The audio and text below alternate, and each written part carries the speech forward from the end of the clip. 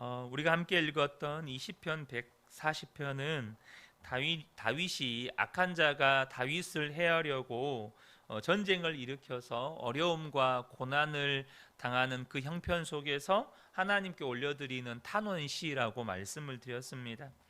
다윗이 이러한 형편 가운데에서 정말로 두려워했던 것은 악한 자로 인해서 내가 어떤 고난을 당하고 어려움을 당하는 것이 아니라 그 악한 자 때문에 자기도 똑같은 악한 자가 되는 것이 정말로 두려운 일이었다고 고백하고 있습니다.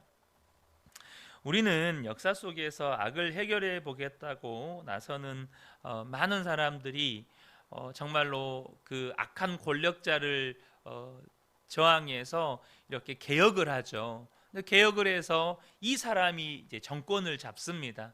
그런데 나중에 보면 오히려 이 사람도 권력을 잡았다고 본인이 뭐 30년, 40년 독재를 하거나 이렇게 악한 사람이 되어 있는 모습을 볼 수 있습니다. 실제로 우리가 중동 지역 또 북아프리카 지역에 한 10여 년 전에 엄청난 많은 이렇게 그 쿠데타가 이렇게 개혁 이런 운동이 일어났었죠.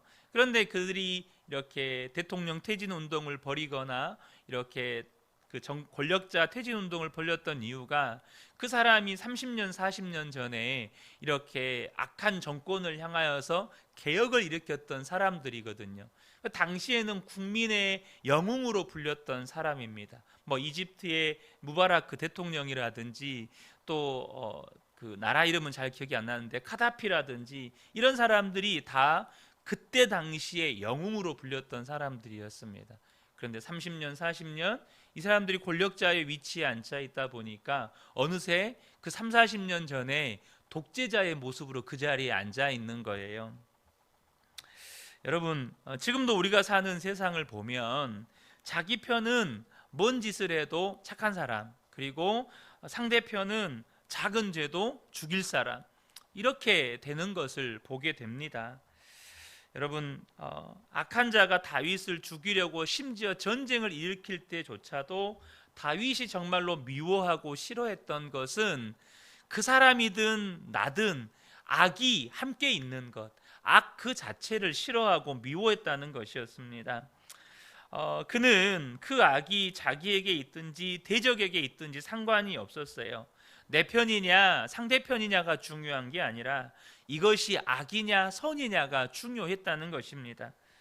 그런데 중요한 것은 그런 악한 자를 이기는 방법이 뭐냐는 겁니다. 그것은 그 악한 자를 똑같은 방법으로 물리치는 게 아니고, 뭐 전쟁을 일으켰다면 전쟁에서 내가 이겨버리는 게 아니라 바로 내가 거룩하고 의롭고 정직한 자가 되는 것이라는 것입니다.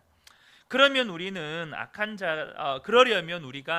악한 자를 바라보거나 세상을 주목할 것이 아니고 주님을 바라보아야 한다는 거예요.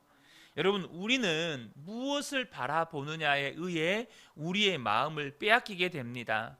내가 그것을 싫어하고 미워하고 증오하는 것이든지, 혹은 내가 좋아하고 사모하고 또 정말로 간절히 갈망하는 것이든지, 내가 어떤 마음으로 그것을 바라보느냐와 상관없이 내가 그것을 주목하느냐에 따라서 내 마음은 열게 되어져 있다는 거예요.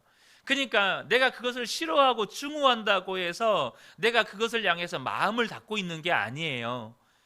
내가 어떤 마음 상태로 그것을 주목하느냐는 상관없이 내가 지금 무엇을 주목하느냐에 내 마음을 열고 닫고가 결정된다는 겁니다. 그러므로 내가 미워하는 마음, 증오하는 마음으로 바라보든, 사모하는 마음, 정말로 갈급하는 마음으로 바라보든지, 내가 그 시선이 그것을 향해 있으면 내 마음은 열려지게 되고 그것이 내 마음을 사로잡게 되어진다는 것입니다. 그래서 우리가 주님을 바라보지 않으면 나도 모르는 사이에 내가 주목하는 것을 닮아가게 된다는 거예요. 여러분, 예수님을 믿는 자들에게 세상의 빛이라고 말씀하셨습니다.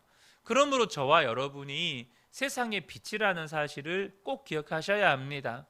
어제 우리 미래 세대들과 함께 순모임을 하는데 그 순모임 질문에 당신은 셋의 후손 에녹이라고 생각합니까? 가인의 후손 에녹이라고 생각합니까? 이 질문이 있었잖아요. 그런데 우리 미래 세대들 대부분이 자기는 가인의 아들, 가인의 후손 에녹 같다는 거예요. 물론 지금 내 삶을 보니까 세상이 너무 좋고, 세상에서 나도 성을 쌓고 싶고, 세상에서 좀 명성도 얻고 싶고, 이런 마음이 있으니 가인의 후손 에녹처럼 보이죠. 근데 여러분 기억하셔야 합니다. 물론 지금 당장의 나의 삶이 가인의 후손 에녹을 닮았을 수 있어요. 그런데 내가 누구의 자손인가는 누구의 아빠의 자녀로 태어남으로 결정됩니까? 아니면 내가 어떻게 사느냐로 결정됩니까? 여러분, 내 자식은 내 자녀로 태어나는 순간 내 자식인 거예요. 내가 어떻게 사느냐에 따라서, 여러분, 탕자가 탕자로 살면 그 아버지 자식이 아닌 겁니까? 여러분, 이걸 절대 잊어버리시면 안 돼요. 우리 안에 예수님이 계시면 우리는 세상의 빛이고, 내 안에 예수님이 계시면 우리는 셋의 후손 에녹인 거예요. 물론 우리가 어떻게 사느냐의 문제는 또 다른 문제죠. 중요한 것은 주님은 분명 우리에게 세상의 빛이라고 말씀하셨어요. 그런데 여러분, 빛이 어떻습니까? 빛이 어둠을 두려워합니까? 어둠을 두려워하는 빛은 없습니다. 세상이 어둡다면 빛은 빛을 발하면 되는 거예요. 그런데 도대체 빛인 우리가 이 세상에서 어떻게 빛을 발하며 살 수 있습니까? 그것은 저와 여러분이 이 부분에서만큼은 이제는 정확한 말씀의 기준에 서셔야 합니다. 어떻게 하면 우리가 빛을 발하고 살 수 있죠? 빛은 오직 예수님이시니까, 바로 나는 죽고 오직 예수로 사는 사람만 세상에 빛을 발하며 살 수 있는 거예요. 내가 세상에서 명성을 쌓으면 빛이 되는 게 아닙니다. 우리는 이미 보잖아요. 세상에서 지금 대한민국만을 바라볼 때 여러분, 명성을 쌓은 정치인들이 얼마나 많아요. 그런데 그 명성을 쌓은 지금 정치인들이 와, 정말로 빛이다, 이렇게 우리가 박수치고 있나요? 그렇지 않잖아요. 세상에서 성을 쌓으면 빛을 발하는 게 아니라 저와 여러분이 오직 예수로 살아야 빛이 되는 겁니다. 빛을 발하면서 사는 거예요. 저와 여러분이 정말로 빛이신 예수님으로, 나는 죽고 오직 예수로 사는 사람만 빛이신 예수님이 그 사람을 통해서 드러나게 되는 것입니다. 정말로 24시간 주님과 동행하고 주님 바라보고 정말로 주님과 함께하는 사람이 정직하고 의롭고 거룩한 사람으로 드러나게 되는 것입니다. 그러면 저와 여러분이 이제는 이 믿음을 가지셔야 돼요. 그게 뭐냐 하면, 저와 여러분이 악한 자를 이기면서 살아야 될 거 아니겠습니까? 그런데 제가 최근에 이제 본 드라마 중에 우리 가족들이 보는 드라마가 있어요. 김사부라는 그 드라마 혹시 보시는지 모르겠어요. 근데 그 드라마를 보는데 이 드라마 작가가 기독교 작가인가? 이런 생각이 드는 거예요. 근데 그 드라마에서 이 김사부에서 한참 수련을 받고 있는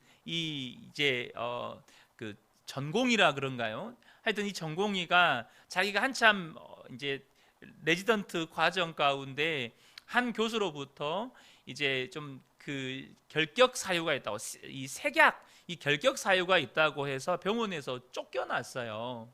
그런데 지금 이 병원에서 이제 또 함께 근무를 하고 있는 거예요. 그런데 그 원장의 사주를 받아서 자기가 그 수련 받을 때 자기를 쫓아냈던 교수를 이제 쫓아내는데 함께 거기에 이제 가담을 한 거예요. 그런데 이것을 이제 그 김사부라는 사람에게 이제 고백을 하는 거죠. 제가 그 교수를 쫓아내고 싶어서 이랬습니다라고 정직하게 고백을 하는 거예요. 그런데 이 김사부라는 사람이 이 제자에게 이런 말을 하는 겁니다. 너 진짜 복수가 뭔 줄 아냐? 진짜 복수는 그렇게 하는 게 아니다. 너 그렇게 하면 네가 그렇게 싫어했던 사람과 똑같은 사람 되는 거다. 진짜 복수는 네가 정말로 열심히 실력을 갈고 닦아서 그 사람이 너를 쫓아낸 것을 후회하게 만들어주는 거다. 그게 진정한 복수다. 너는 그런 사람이 아니라는 거를 네가 보여주는 거다. 이렇게 말을 해주는 거예요. 저 그걸 보면서 너무너무 감동이 되는 거예요. 이 작가가 기독교인 작가인가? 이런 생각이 들 만큼 뭐 사명 이야기도 나오고 뭐 이런 단어 하나하나가, 여러분, 저와 여러분이 세상에서 악을 이겨갈 때, 악한 자를 이겨갈 때 그 사람들과 똑같은 방식으로 악한 사람을 이겨가는 게 아닙니다. 우리는 선한 방법으로 악을 이겨가는 거예요. 자, 그러려면 우리 안에 분명한 믿음이 있어야 돼요. 아까 또 한 가지는 정말로 누가 세상의 빛이냐, 이 부분에서만큼은 나는 죽고 예수로 사는 사람이 빛을 발하고 살 수 있다. 이 부분에서만큼은 저와 여러분이 명확하셔야 됩니다. 또 한 가지, 저와 여러분이 또 하나 분명한 믿음이 있어야 되냐면, 악한 자를 이기고 악을 이기려면 저와 여러분 안에 고난이 축복이라는 믿음이 분명하게 있으셔야 돼요. 여러분, 고난은 축복입니다. 저와 여러분이 예수님 바라보고 예수님과 동행하자고 할 때 두려워하는 분들이 있어요. 왜냐하면 주님과 그렇게 동행하다 보면 주님이 나를 고난의 길로 인도하지 않을까, 이게 두렵다는 거예요. 너 이제 나와 동행하니 이제 고난의 길로 가자, 이게 두렵다는 거죠. 여러분, 우리 성도님들 가운데도 그런 생각 가지고 계신 분이 계십니까? 주님과 친밀하게 동행하면 나를 고난의 길로 이끄시겠구나. 두렵다. 여러분, 나는 죽고 예수로 살면, 24시간 예수님 바라보고 살면서 예수님과 이렇게 내가 동행하고 살면 주님이 나를 어려운 고난의 길로 인도하지 않으실까? 그래서 주님과 동행하는 것이 주저주저 되는 분들이 계실 수 있어요. 근데 여러분, 저와 여러분이 두려워해야 할 건 예수님과 동행하다가 고난받을 걸 두려워해야 할 것이 아니라, 고난도 피하고 사명도 피하고, 그래서 이제 편안하고 좋은 길, 안전한 길 찾다가 주님 앞에 서게 되는 거예요. 이걸 두려워하셔야 돼요. 내가 주님을 위해서 내가 뭔가 살아본 일이 없이, 주님의 말씀에 순종해 본 일도 없이, 고난도 피하고 어려움도 피하고 그렇게 살다가 주님 앞에 서는 거, 이게 두려운 일이라는 거예요. 반드시 우리는 주님 앞에 우리의 삶을 결산받을 거예요. 우리의 삶을 80년을 살았으면 80년, 100년을 살았으면 100년 결산을 받을 건데, 그 100년의 삶을 뒤돌아보는데 내가 주님을 위해 고난받은 게 없는 거예요. 내가 주님을 위해서 뭔가 내 삶을 드린 게 없고, 내가 주님 때문에 뭔가 손해본 일이 없는 거예요. 그게 두려운 일이라는 겁니다. 라비 제커 라이어스가 오직 예수라는 책에서 이런 말을 했습니다. 서구 사회를 피폐로 몰아간 것은 고통이 아니라 쾌락의 바다에서 의미가 익사했기 때문이다. 이 서구 사회를 정말로 피폐로 몰아간 게 고통 때문이 아니고 쾌락을 추구하다가 삶의 의미를 잃어버렸기 때문이라는 거예요. 여러분, 고통보다 두려운 게 쾌락이라는 겁니다. 여러분, 왜 수많은 젊은이들이 이렇게 삶 속에서 방황하고 혼란스러워합니까? 젊은이들 뿐입니까? 왜 수많은 사람들이 그러냐는 거예요. 여러분, 오히려 시련과 고통 속에 있을 때는 그런 무의미함이 잘 찾아오지 않아요. 물론 너무나도 극단적인 상황 가운데 몰려도 사람들이 의미를 잃어버리고 스스로 목숨을 끊는 경우도 있지만, 오히려 삶이 어려워지고 삶이 힘들어질 때는 그 속에서 살아갈 의욕을 찾기도 해요.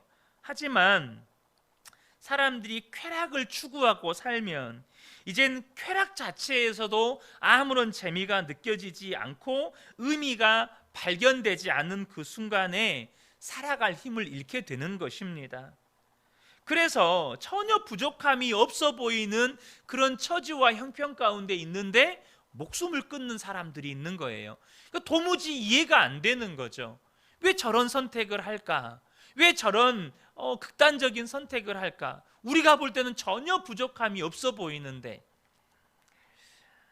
안타깝게도 많은 그리스도인들이 고생하지 않는 삶, 편안한 삶, 고난을 겪지 않는 삶, 눈에 보기에 좋은 것을 추구하며 삽니다. 사랑하는 성도 여러분, 저는 우리 그은혜교회 성도님들이 주님과 함께 동행하면서 고난받게 될 때 그것을 축복이라고 여길 수 있는 믿음이 있게 되시기를 축복합니다. 여러분, 주님과 동행하며 고난받는 게 축복이에요. 그러면 우리가 주님 앞에 서는 날에 할 말이 있어요. 주님, 제가 주님과 동행하면서 이런 어려움을 겪었습니다. 그럼 우리 주님이 뭐라고 말씀하실까? 내가 다 알지.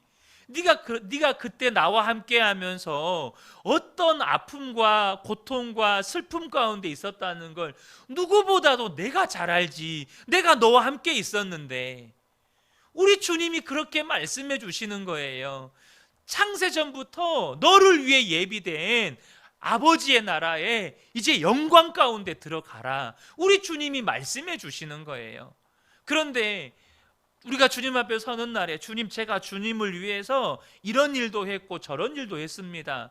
근데 주님이 하시는 말이, 그래? 근데 내가 왜 너를 모를까?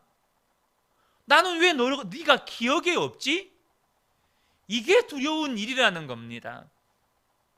여러분, 정말 우리가 잘 살고 싶잖아요. 어떻게 하는 게 잘 사는 겁니까? 고난 없이 편안하기만 하고 그저 눈에 보기에 좋은 것이 잘 사는 게 아닙니다. 하나님이 가라고 하신 그 길, 주님이 기뻐하시는 그 길, 그 길이 비록 고난의 대가를 지불하는 길일지라도, 남들은 안 가는 길이라 할지라도 주님이 가라고 하시면 아멘, 주님 제가 가겠습니다. 그렇게 순종하는 길이 여러분 잘 사는 길이에요. 세상은 마귀가 우는 사자처럼 역사한다고 성경은 말씀합니다. 그러므로 하나님을 진짜 믿는 사람, 하나님을 사랑하는 사람, 주님을 바라보고 사는 사람은 악한 자들을 만날 수밖에 없어요. 그 악한 자로 인해서 고난을 받을 수밖에 없습니다.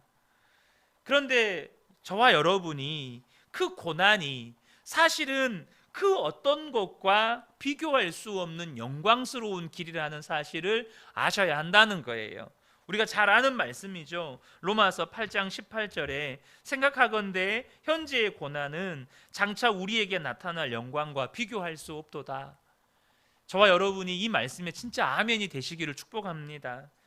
우리가 세상 사는 동안에 하나님 말씀대로 살면서 고난을 겪어야 한다면 여러분, 그건 기쁜 일이에요.